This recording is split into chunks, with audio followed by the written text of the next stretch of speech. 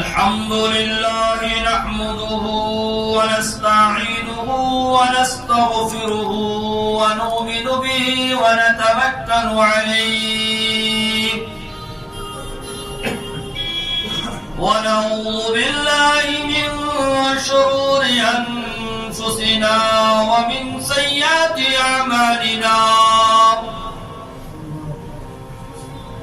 من يهده الله فلا مضل له ومن يضلله فلا هادي له ونشهد أن سيدنا وسندنا ومولانا ونبينا محمدا عبده ورسوله أما بعد فأعوذ بالله من الشيطان الرجيم بسم الله الرحمن الرحيم الذين إذا أصابتهم مصيبة قالوا إنا لله وإنا إليه راجعون وقال النبي صلى الله عليه وسلم كل بني آدم خطاؤون وخير خطاعين التوابون أو كما قال عليه الصلاة والسلام وقال النبي صلى الله عليه وسلم إذا فاتك الحياء فافعل ما شئت أو كما قال عليه الصلاة والسلام وقال النبي صلى الله عليه وسلم أنا خاتم النبيين لا نبي بعدي أو كما قال عليه الصلاة والسلام صدق الله العظيم وصدق رسوله النبي الكريم ونحن على ذلك من الشاهدين والشاكرين والحمد لله رب العالمين.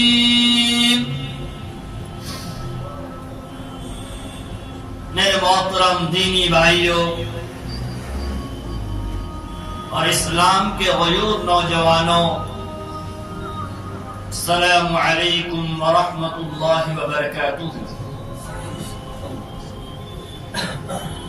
میرے دینی بھائیوں، ہمارا کوئی کمال نہیں ہے کہ ہم مسجد میں آئیں. ہمیں مسجد میں لانے والا کوئی ہے.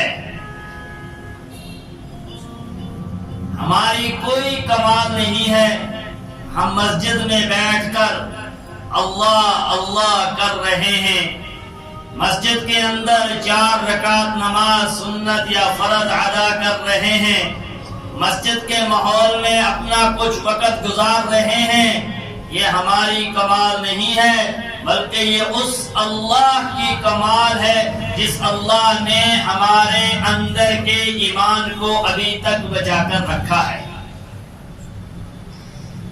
اس لیے جب بھی کوئی انسان ایمان والا جس نے کلمہ پڑھا ہے لا الہ الا اللہ محمد الرسول اللہ صلی اللہ علیہ وسلم، جب وہ اللہ کے گھر کے اندر آ جائے تو اس کو بڑا اللہ کے گھر میں بڑی ندامت کے ساتھ بیٹھنا ہے کہ اللہ کہ تیرا بہت بڑا شکر ہے کہ تو نے مجھے اپنے گھر کے اندر حاضری نصیب فرما دی ہے.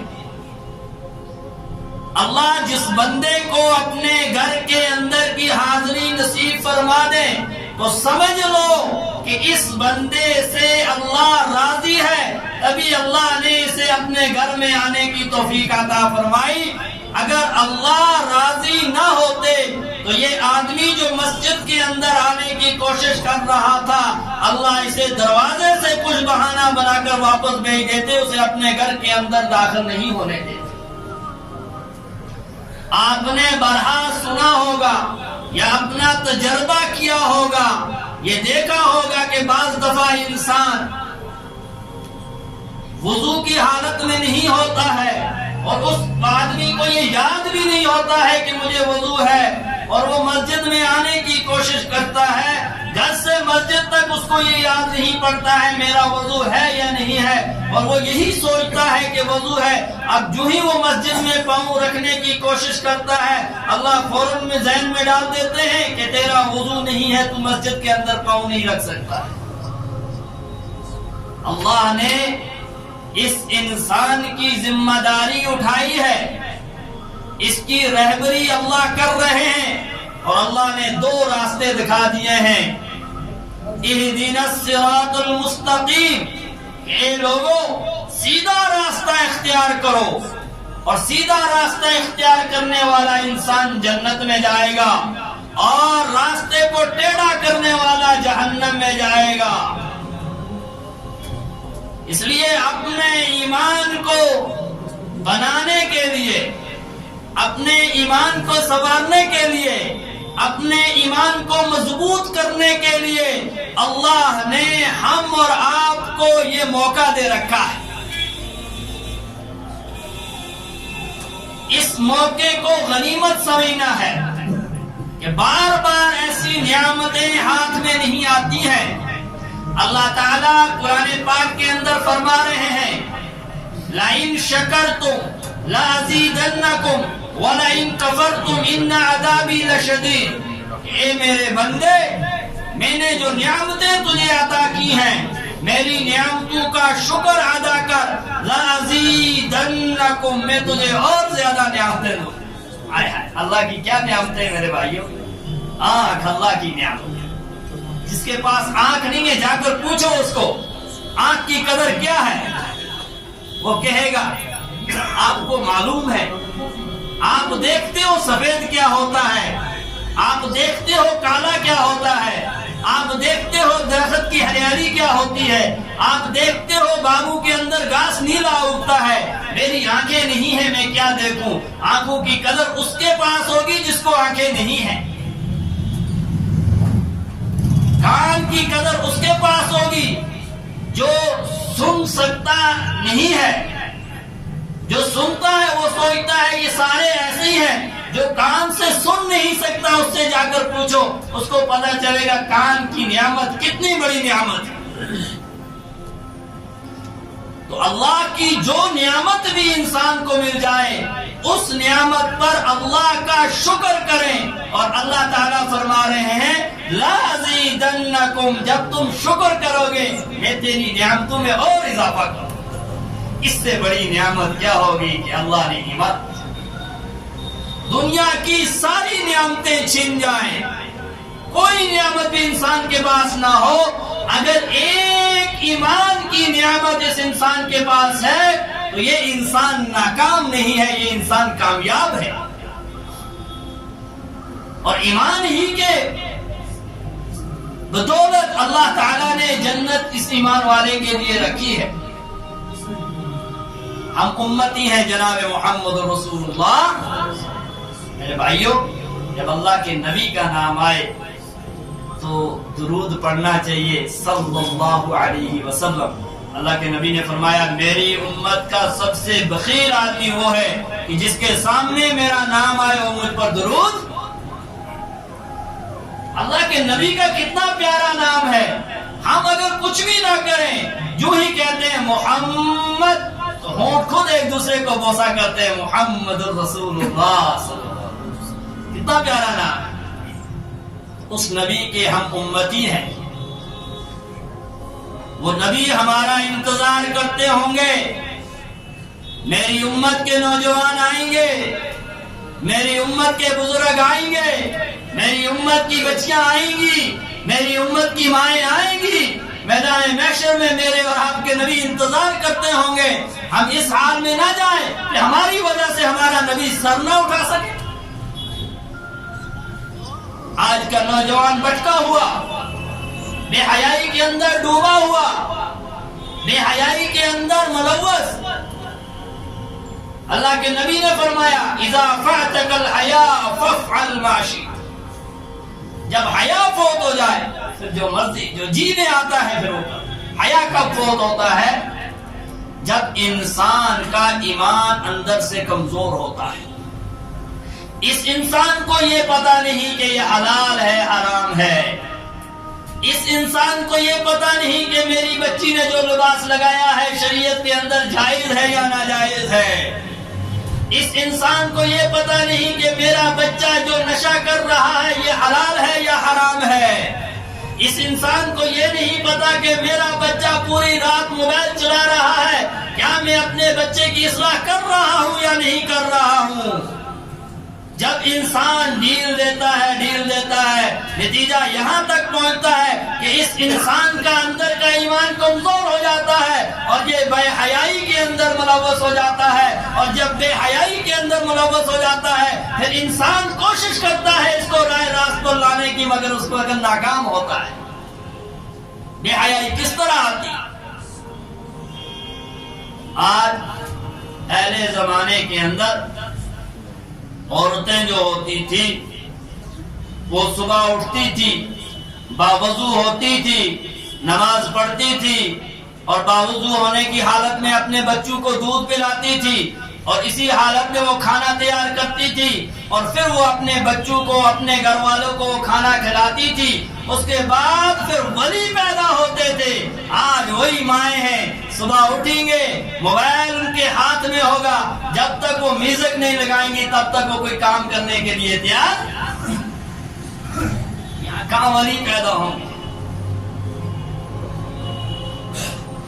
اور بچہ جب روتا ہے تو ماں کارٹون لگا کر بچے کو دے دیتی ہے کہ میرا بچہ تھوڑا خاموش رہے میں کام کروں گی، اور وہی بچہ جب کارٹون دیکھتے دیکھتے نتیجہ یہ نکلتا ہے کہ آگے جا کر وہ بچہ خود کارٹون بن جاتا ہے، اور پھر یہ ماں جاتی ہے پیروں کے پاس، مولویوں کے پاس، مفتیوں کے پاس، کوئی تعویذ دو اب میرا بچہ لائن پر آ جائے، مگر وہ بے حیائی اور وہ بے دینی اس کی ماں کی بنائی ہوئی اس کے بچے کے اندر داخل ہے۔ اب وہ بچہ سیدھے سیدھے راہ راست پر آ سکتا۔ تو بے حیائی جو پھیلتی ہے یہ گھر کے اندر سے پھیلتی ہے، اور اگر ماں بچے کی صحیح تربیت کرے گی، باپ بچے کی صحیح تربیت کرے گی، نتیجہ یہ نکلے گا کہ یہ بچہ آگے جا کر گمراہ نہیں ہوگا۔ اور گمراہ کرنے والا سب سے زیادہ جو ہاتھ ہوتا ہے وہ اپنے والدین کا ہوتا ہے۔ پوری رات بچہ موبائل لے کر کمرے کے اندر ہوتا ہے اور باپ اس بیٹے کو یہ نہیں پوچھتا ہے بیٹا آپ موبائل چلا رہے ہو، موبائل کے اندر کیا دیکھ رہے ہو، موبائل کے اندر کون سی گیم چلا رہے ہو، موبائل کے اندر کیا بے حیائی دیکھ رہے ہو، جس کی وجہ سے وہ بچہ اس کے اندر ملوث ہو جاتا ہے اور بعد میں وہ چیزیں چھوڑنے کے لیے وہ تیار نہیں ہوتا ہے۔ قربان جائیں جناب محمد رسول اللہ صلی اللہ علیہ وسلم کو، اللہ کے نبی نے فرمایا جس وقت حیا انسان سے فوت ہو جاتا ہے پھر انسان نہ باپ کا مانتا ہے، نہ ماں کا مانتا ہے، نہ استاد کا مانتا ہے، نہ کسی بڑے کی مانتا ہے، بالکل اس کے اندر سے حیا ختم ہو جاتی ہے۔ میرے دینی بھائیوں، ہمارے سامنے اس وقت معاملہ ہے کہ پہلے زمانے میں اگر کوئی بزرگ سامنے چلتا تھا، پیچھے سے کوئی نوجوان آتا تھا، اس کی یہ ہمت نہیں ہوتی تھی کہ میں اس بزرگ کو اپنے پیچھے کر دوں۔ آج کا نوجوان دھکا مار کر اس بزرگ کو آگے نکل جاتا ہے، اس کو یہ بھی معلوم نہیں ہے کہ میرے آگے کوئی بزرگ چل رہا ہے یا نہیں چل رہا۔ ہم تو اسی نبی کے امتی ہیں نا، جس نبی نے پتھر کھائے، جس نبی کی بیٹیوں کو طلاق ہوئی، جس نبی کو شہر سے نکالا گیا، جس نبی نے سب سے زیادہ رویا، کسی نبی نے اتنا نہیں رویا جتنا جناب محمد رسول اللہ صلی اللہ علیہ وسلم نے رویا۔ کس لیے؟ کہ امت کو دکھانا تھا، امت کے سامنے حالات آئیں گے، فرمایا رائی کے دانے کے برابر بھی اگر کوئی ایمان بچا کر لیا جائے گا اللہ تعالیٰ اس دنیا سے بڑی 10 گنا جنت دیں گے۔ رائی کا دانہ کیا ہوتا ہے؟ مگر آج کے حالات بتا رہے ہیں کہ وہ رائی کا دانے کے برابر بھی ایمان بچانا مشکل ہو چکا ہے۔ عورتیں لباس لگانے کے باوجود ننگی ہوں گی، قیامت کی علامتیں ہیں۔ فرمایا عورتیں لباس لگا کر کیسے ننگی ہوں گی؟ کہا کہ ایسا ٹائٹ لباس پہنیں گی کہ ان کے جسم کا ہر عضو نظر آنے لگے گا۔ یہ ہے میرے بھائیو بات۔ بیٹیاں ماؤں کو جواب دیں گی، بیٹا باپ کو جواب دے گا تم نے میرے لیے کیا ہی کیا۔ یہ بے حیائی اپنی ڈیل دینے کی وجہ سے انسان کی اولاد کرتی ہے. تو جناب محمد رسول اللہ صلی اللہ علیہ وسلم نے آج سے 1400 سال پہلے اس چیز کے بارے میں ہم اور آپ کو آگاہ کیا. حضرت حسین رضی اللہ تعالیٰ عنہ جلیل القدر صحابی، حضرت فاطمہ الزہرا رضی اللہ تعالیٰ عنہ کے لخت جگر، حضرت علی رضی اللہ تعالیٰ عنہ کے لخت جگر، ایک دفعہ حضرت نبی علیہ السلام کے یہاں ایک کھجور رکھی ہوئی تھی. یہ بھی ہو سکتا تھا کہ وہ کھجور صدقے کی ہے، کیونکہ اللہ کے نبی کے یہاں صدقے کا مال آتا تھا، پھر بعد میں تقسیم کیا جاتا تھا. اور یہ بھی ہو سکتا تھا کہ اللہ کے نبی کو اپنی وراثت میں کوئی کھجور ہوگی اپنی مالیت کے اعتبار سے. تو حضرت حسین اندر گئے اور وہ کھجور حضرت حسین رضی اللہ تعالیٰ عنہ نے اپنے منہ کے اندر ڈال دی. تو اللہ کے نبی کو پتا چلا تو اللہ کے نبی نے فوراً حضرت حسین کو کہا کہ الٹی کریں کہ یہ ہمارے لیے صدقہ جائے. ابھی نابالغ بچہ تھا مگر تربیت جو ہے وہ ابھی سے شروع ہوگی. ایک صحابی کے بارے میں آتا ہے، جناب نبی اکرم صلی اللہ علیہ وسلم اپنی اونٹنی پر سوار تھے اور اللہ کے نبی رات کو نکلے سفر میں. راستے میں ایک جگہ پہنچے تو ایک بچہ دیکھا، وہ بچہ چل رہا تھا. اللہ کے نبی نے اس بچے کو اٹھایا اور اپنے پیچھے بٹھا دیا. اور جب پیچھے بٹھایا آگے جا کر ایک عورت آئی. وہ عورت اللہ کے نبی سے مسئلہ پوچھنے لگی، یا رسول اللہ مجھے مسئلہ پوچھ رہا ہے. تو عورت کو پردہ تھا اور یہ جو پیچھے چھوٹا نابالغ بچہ بیٹھا ہوا تھا. اللہ کے نبی نے دیکھا کہ یہ بچہ اس عورت کی طرف دیکھ رہا ہے. اللہ کے نبی نے اپنے ہاتھ سے اس بچے کے چہرے کو دوسری طرف پھیر دیا. تو کوئی صحابہ فرمایا یہ تو بچہ ہے، اس کو کیا پتا ہے عورت کیا ہوتی ہے. کہا کہ بچے کی تربیت اگر شروع سے خراب ہوگی آگے جا کر یہ بچہ خراب ہوگا. اس لیے نظروں کی حفاظت، کان کی حفاظت، منہ کی حفاظت، پاؤں کی حفاظت یہ انسان کے اپنے بس کے اندر ہے. اور سب سے بڑا دشمن جو انسان کا ہے وہ نفس ہے. جب تک انسان اپنے نفس کو قابو نہیں کرے گا تب تک یہ انسان کامیاب نہیں ہو سکتا. انسان کو کامیابی کے لیے اپنے نفس کو قابو کرنا ہے. یہ تربیت دی ہے میرے اور آپ کے رہنما جناب محمد رسول اللہ. اللہ کے نبی نے فرمایا مجھے ڈر ہے کہ کل قیامت کے دن میری امت کے نوجوان اس حال میں نہ ہو کہ مجھے وہاں ان کی طرف دیکھنا بھی دشوار ہو اور ایسے الفاظ فرمائے کہ منبر پر میں اپنی زبان سے الفاظ بھی نہیں ادا کر سکتا. کیوں؟ ڈر تھا امت، اس نوجوان کا ڈر تھا. آج دیکھو نوجوان کس حال میں.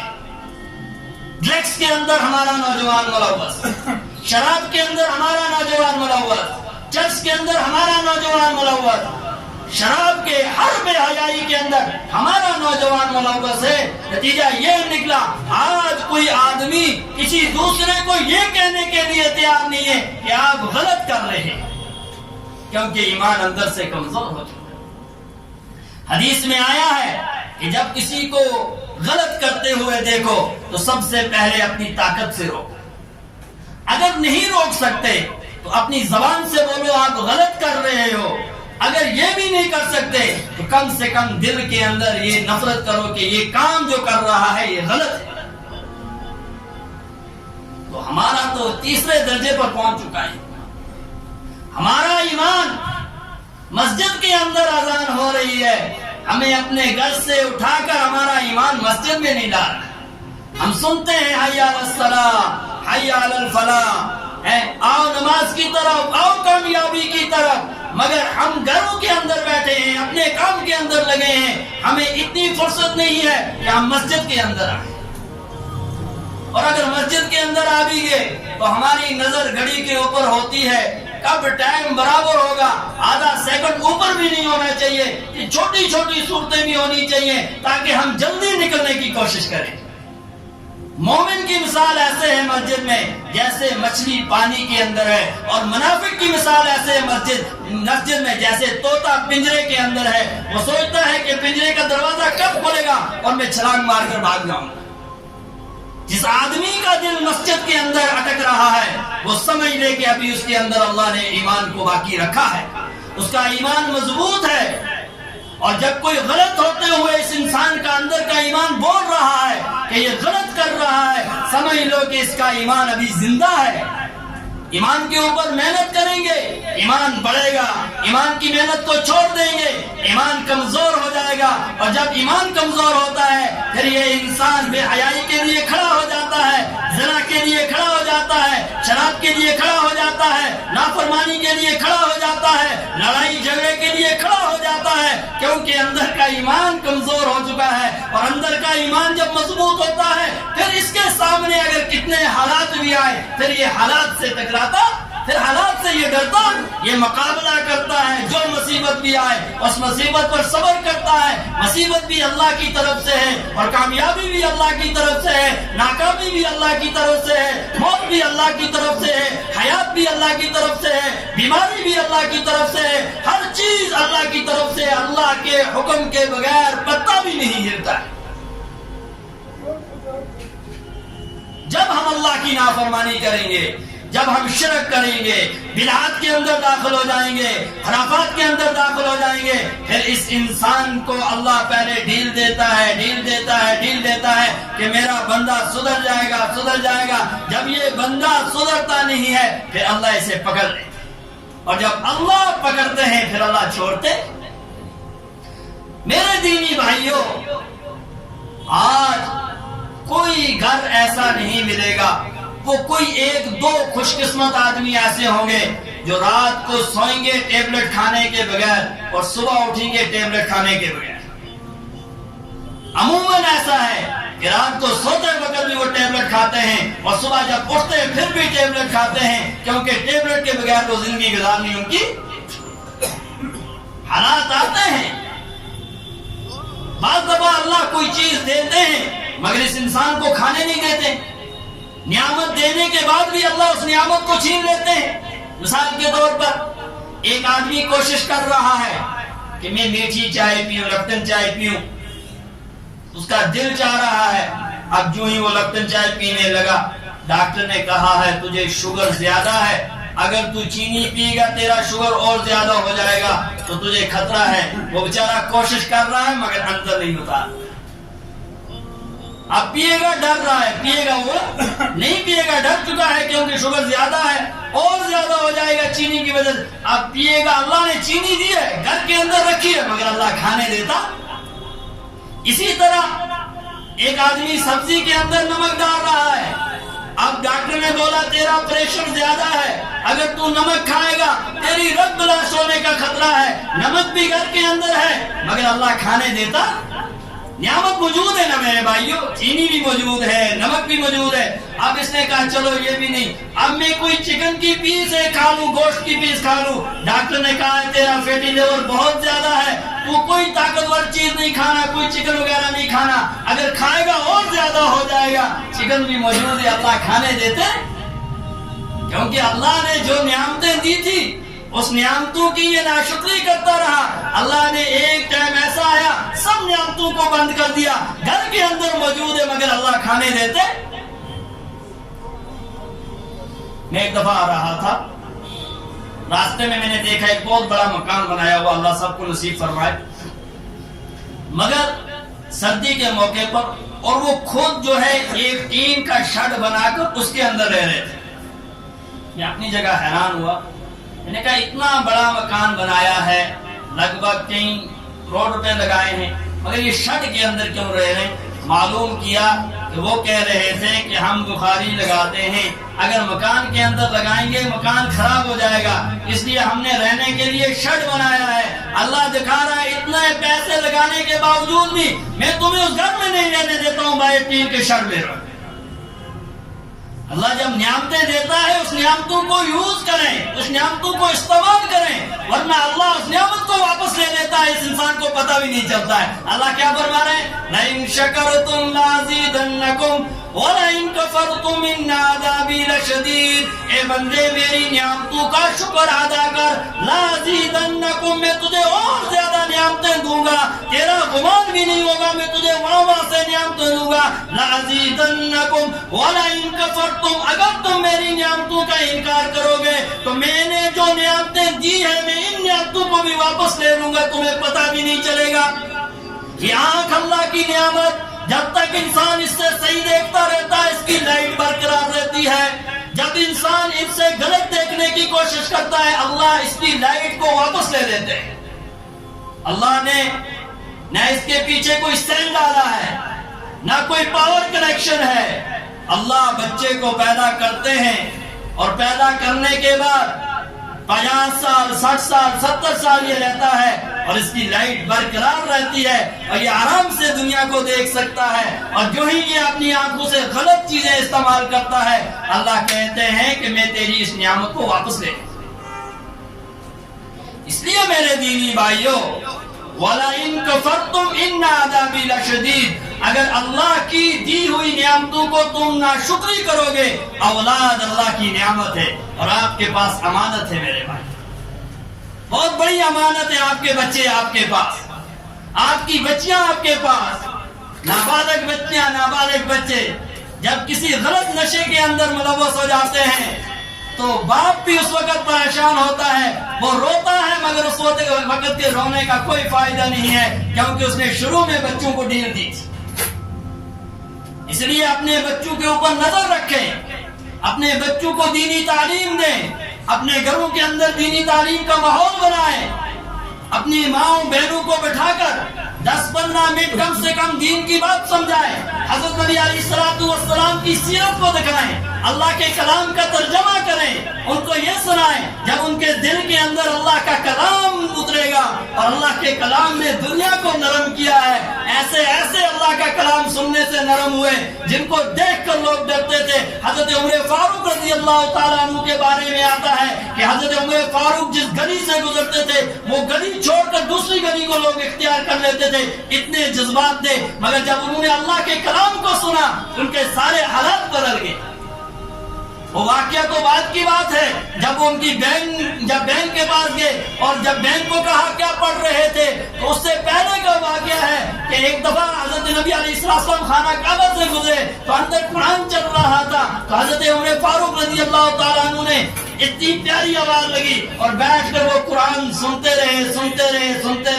اللہ نے ان کے اندر کے حالات کو پہلے ہی سے بدل دیا تھا اور بعد میں جا کر وہ واقعہ پیش آیا. واقعہ بتانے کی اس وقت مجھے ضرورت نہیں ہے کیونکہ وقت بھی کم ہے, انشاءاللہ آپ کے مولوی صاحب کا آپ کو بتائیں گے. مگر قرآن سننے کی وجہ سے اللہ نے دل کو پلٹ دیا. اور بہن کو کیا کہا, وہ پڑھاؤ جو آپ پڑھ رہے تھے. تو بہن کا ایمان قرآن سے بن چکا تھا, اس نے کہا میں آپ کو نہیں پڑھا سکتی ہوں, آپ ناپاک ہو, آپ نے غسل نہیں کیا ہے, آپ نے وضو نہیں کیا ہے, یہ اللہ کا کلام ہے, اس کو بے وضو ہاتھ لگانا جائز نہیں ہے, اس لیے میں آپ کو نہیں. تو کہا غسل دلاؤ, غسل دیا, پھر پڑھا طٰہٰ ما انزلنا علیک القرآن لتشقیٰ الا تذکرۃ لمن یخشیٰ. جب ایسی شخصیت بدلی قرآن کو سننے کی وجہ سے, جب ہم اپنے گھروں کے اندر قرآن کی تلاوت کریں گے, اپنے بچوں کے سامنے قرآن کو پڑھیں گے, اپنے بچوں کے سامنے قرآن کی سورہ فاتحہ کا ترجمہ کریں گے, تو ہمارے بچوں کے دل کے اندر وہ بات آئے گی. جس چیز کو انسان بار بار سنتا ہے وہ چیز دل کے اندر راسخ ہو جاتی ہے. آج گانوں کی آواز, بے حیائی کی آواز, بدتمیزی کی آواز. ابھی میں ایک جگہ سن رہا تھا, میرے استاد حضرت مفتی نذیر احمد قاسمی صاحب ان کی ایک بات سن رہا تھا. کہا کہ ایک آدمی نے مجھے بتایا میں نے ایک باتھ روم بنایا, اس باتھ روم پر 40 لاکھ روپیہ لگایا. کتنے لاکھ؟ انہوں نے کہا کیا بات ہے اتنی خصوصیت اس میں؟ کہا زیادہ کیا, جب باتھ روم کے اندر جاتے ہیں پہلے جب سوئچ دباتے ہیں ایک تو پرفیوم پورے باتھ روم کے اندر ہوتی ہے خوشبو, دوسرا اس کے اندر گانا بجتا ہے اور میوزک بجتا ہے. باتھ روم کے اندر بھی جا کر یہ آدمی گانا سننے کے لیے تیار ہے کہ یہ جو تھوڑا سا ٹائم ہے 5 منٹ, یہ 5 منٹ بھی میرے گانے کے بغیر نہ. گاڑی پر چڑھتے ہیں گانے چل رہے ہیں, موبائل گھر کے اندر بیٹھے ہیں گانے چل رہے ہیں, کانوں کے اندر بال لگائی ہے. اگر اسی حال میں موت آ گئی, گانے سنتے سنتے موت آئی, میرے بھائیوں بتاؤ آگے کیا کریں گے؟ یہ کس کی ذمہ داری ہے؟ یہ صرف مولویوں کی ذمہ داری نہیں ہے، یہ ہر اس باپ کی ذمہ داری ہے جس کے گھر میں جوان اولاد ہے، جس کو بچیاں ہیں، بچے ہیں، ماں ہے، بھائی ہے، ہر اس آدمی کی ذمہ داری ہے، کیونکہ یہ میں اپنے سے نہیں بتا رہا ہوں، قربان جائے جناب محمد رسول اللہ صلی اللہ علیہ وسلم پر۔ اللہ کے نبی سے فرمایا الا کلکم راعٍ وکلکم مسئول عن رعیتہ، تم سب کے سب ذمہ دار ہو اور تم سب کے سب سے کل قیامت کے دن پوچھا جائے گا۔ یہاں ایک نہیں ہے، یہاں امام صاحب نہیں ہے، مفتی صاحب نہیں ہے، پیر صاحب نہیں ہے، کوئی نہیں ہے، یہاں فرمایا تم سب ذمہ دار ہو۔ جب اللہ کے نبی فرما رہے ہیں تمہارے اوپر ذمہ داری ہے، اب یہ ذمہ داری یہ ہے کہ آپ کو اس دین کو لے کر چلنا ہے، اس دین کو پھیلانا ہے۔ یعنی ہمیں پتہ ہی نہیں ہے، ہم تو کم جانتے ہیں، یہ دھوکہ ہے، یہ شیطان کا دھوکہ ہے۔ کون آدمی ہے یہاں پر بیٹھا ہوا جس کو سورہ فاتحہ یاد نہیں ہوگی؟ کون آدمی ایسا ہے جس کو آج کے دور میں 10 سورتیں یاد نہیں ہوں گی؟ کون آدمی ہے جس کو کلمہ طیب یاد نہیں ہے؟ سب کو یاد ہے۔ بتاؤ ہم نے یہ کلمہ کتنوں کو پڑھایا؟ ہم نے سورہ فاتحہ کتنوں کو یاد کرائی؟ ہم نے قرآن کتنوں کو سیدھا کرایا؟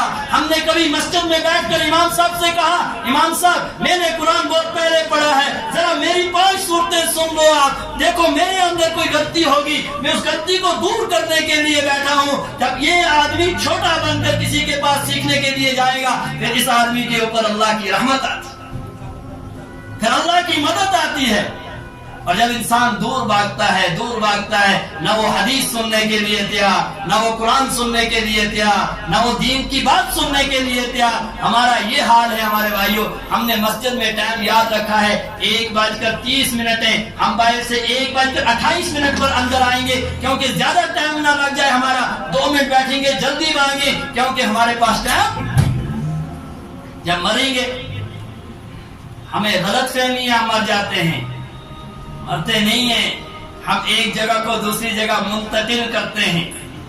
انسان ماں کے پیٹ کے اندر ہوتا ہے، 9 مہینے 10 مہینے رہتا ہے، زندہ ہوتا ہے نا بھائیوں، پیٹ کے اندر زندہ ہے نا، اور وہ حرکت کرتا ہے، ماں کو پتہ چلتا ہے پیٹ کے اندر بنانے والی ذات اللہ کی ہے، وہ کیسے بناتے ہیں اس میں ہمیں کیا کھلاتے ہیں۔ 9 مہینے رہا، اب اللہ نے کہا ٹائم ہو گیا، جگہ تبدیل کر۔ یہ ماں کا شکم بس اتنی برداشت کر سکتا ہے، اس سے آگے تیری پرورش کو وہ برداشت۔ اب اللہ نے اس جگہ سے منتقل کیا دنیا۔ دنیا میں آتا ہے انسان، زندہ ہوتا ہے مردہ ہوتا ہے؟ زندہ ہوتا ہے۔ اب 50 سال 60 سال رہے گی، اللہ کہہ رہے ہیں اب تیرا وقت برابر ہو گیا، اب یہ جگہ بھی تیرے لیے مناسب نہیں ہے، اب یہاں سے منتقل کرتے ہیں ہم تمہیں دوسری جگہ۔ ماں کے پیٹ سے منتقل دنیا کے پیٹ پر، دنیا کے پیٹ سے منتقل قبر کے پیٹ میں۔ اب جب قبر میں گیا، جو ہی قبر میں دفن کر کر واپس آئے، فرشتے آ جاتے ہیں، مردے سے سوال کریں گے فرشتے زندے سے کریں گے نا میرے بھائیوں، زندے سے ہو۔ بتاؤ قبر میں زندہ ہے مردہ ہے؟ زندہ ہے۔ سوال جواب ہو رہے ہیں نا، تو وہ سوالوں کے جواب دے گا۔ اب ماں کے پیٹ میں زندہ، دنیا کے پیٹ میں زندہ، قبر کے پیٹ میں زندہ۔ اب جب میدان محشر میں کل کھڑا کیا جائے گا، وہاں زندہ ہوگا مردہ ہوگا؟ زندہ ہوگا۔ اور اس کے بعد فیصلہ ہوگا یہ جنتی ہے یا جہنمی ہے۔ جنت میں بھی موت نہیں ہے اور جہنم میں بھی موت۔ جب انسان زندہ جا رہا ہے، ایک جگہ سے دوسری جگہ منتقل ہو رہا ہے، اس انسان کو سوچنا چاہیے کہ آخری جہاں پر مجھے منتقل ہو کر پہنچنا ہے، جہاں میرا آخری بس اسٹیشن ہے، جہاں سے آگے مجھے کہیں بھی نہیں جانا ہے، نہ موت آئے گی نہ کچھ آئے گی، اس دنیا کے لیے مجھے کیا کرنا ہے؟ اس دنیا کو مجھے کہاں بنانا ہے؟ یہاں رہ کر بنانا ہے، یہاں اپنے آپ کو سنوارنا ہے، یہاں اپنے آپ کو اللہ سے راضی کروانا ہے، اللہ کے سامنے جھکنا ہے، اللہ کے سامنے رونا ہے۔ معافی توبہ کرنے والا ایسا ہے، التائب من الذنب کمن لا ذنب لہ، گناہوں سے توبہ کرنے والا ایسا ہے جیسے اس نے گناہ کیا ہی۔ یہ ذہن سے نکال دے، اگر کسی کو بچپن میں گناہ ہو گیا، اس نے شراب پی لیا، اس نے چرس پی لی، اس نے کسی غلط کے ساتھ کوئی غلط تعلقات کر دیے، پھر اس نے توبہ کر دی، اب اگر دوسرا آدمی اس کو طنز کر رہا ہے، تو فلانا شرابی تھا، تو فلانا چرسی تھا، تو نے تو فوت گناہ کیا ہے، اگر اس نے سچی توبہ کی ہے، یہ جو آدمی اس کو تانا دے رہا ہے، فرمایا جناب محمد رسول اللہ صلی اللہ علیہ وسلم نے تب تک اس کو موت نہیں آئے گی جب تک اللہ اس کو اسی عیب کے اندر مبتلا نہیں کرے۔ ایک چیز یہ ذہن میں رکھیں، کسی کو تانا نہ دے، کسی کی غیبت نہ کریں. آج حالات یہاں پہنچ گئے مسجد کے اندر بیٹھ کر ایک دوسرے کی غیبت چل رہی ہے اور وہ سمجھتا ہی نہیں ہے غیبت ہے. اور اللہ کے نبی نے فرمایا ایک زمانہ آئے گا گناہ کو گناہ سمجھا ہی نہیں جائے گا. جیسے آج رشوت ہے, رشوت کے دوران کیا آج کوئی کہہ ہی نہیں رہا رشوت, چائے پانی دے دو, تھوڑے سگریٹ دے دو, فلاں چیز دے دو, نام ہی بدل دیا. فرمایا الراشی والمرتشی کلاہما فی النار, رشوت دینے والا رشوت لینے والا دونوں کے دونوں جہنم. اس لیے میرے دینی بھائیوں, اللہ نے ہم سب کو ایمان والا بنایا ہے. دوران خطبہ میں نے آپ کے سامنے آیت پڑھی تھی, اذا فاتک الحیا فافعل ما شئت, جب حیا فوت ہو جائے پھر جو مرضی ہے وہ کرے. اور دوسری حدیث میں نے عرض کی تھی کہ اللہ نبی صلی اللہ علیہ وسلم نے فرمایا الحیاء شعبۃ من الایمان, حیا جو ہے یہ ایمان کا ایک شعبہ ہے. اور میں نے ایک اور حدیث آپ کے سامنے عرض کی تھی, وقت بہت کم تھا اس لیے پوری حدیثوں کا ترجمہ تو نہیں کر سکا. انا خاتم النبیین لا نبی بعدی, اللہ کے نبی نے فرمایا میں آخری نبی ہوں, میرے بعد کوئی نبی آنے والا.